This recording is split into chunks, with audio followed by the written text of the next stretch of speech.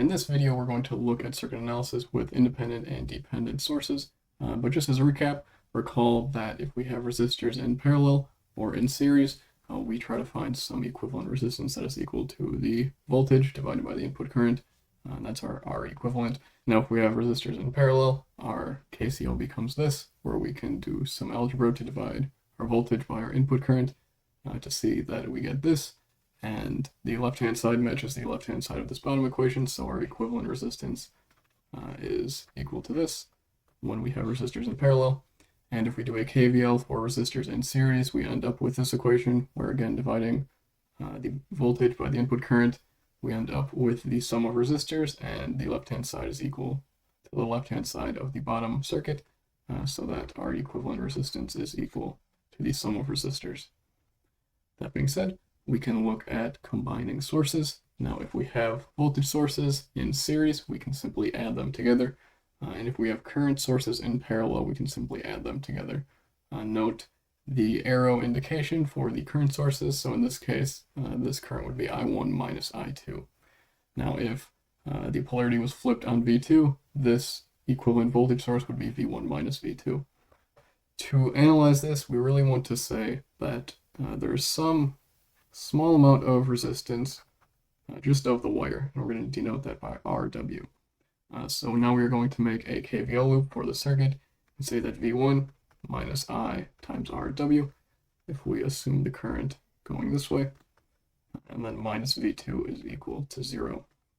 So from that, we would see that V1 minus V2 is equal to I times RW, or the current is equal to V1 minus V2 over that resistance of the wire. Now we know that the resistance of the wire is extremely tiny, which means that the current blows up. And if we look at an ideal case, that resistance would be 0, so that current would tend towards infinity. We know we don't like infinities. And if you do this in real life, you will see a giant amount of current. So don't connect voltage sources in parallel if they are not the same voltage otherwise. It's never a good idea. Now we can look at what happens if we put current sources in series. We're just going to make a node right here. We would see that I2 is going in and I1 is going out. And if we do a KCL for that node, we would just see that I2 is equal to I1. So if I2 is not equal to I1, we really break KCL. And that's not good, so we can't have current sources in series. The next thing we can look at is an example. So we have this circuit here where we have some resistors, we have a dependent current source, an independent current source, and then a resistor R4. The dependent current source is equal to some coefficient A times the current going through resistor 4. So we want to find that output voltage, and we're given what I1 is. So to do this, we can first simplify the circuit by combining all of these resistors. So what we will have is just RT, our output voltage, our dependent current source is equal to A times IR4, and then I1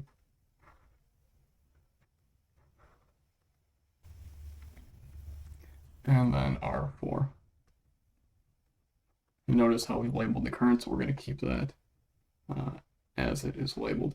Now the question is, why didn't we combine all of these resistors with R4? Well, it's because our dependent source needs to know what the current going through R4 is, so we isolate it.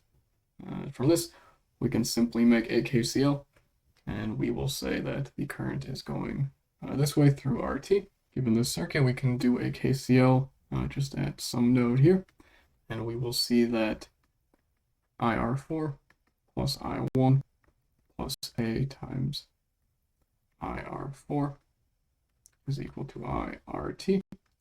And now we can simplify this a little bit. We know that IRT is just going to be equal to the out over RT, or output voltage, again, is right here. And now because of how we labeled the polarity for the output voltage and how we labeled the current for resistor 4, IR4 is actually equal to minus V out over R4.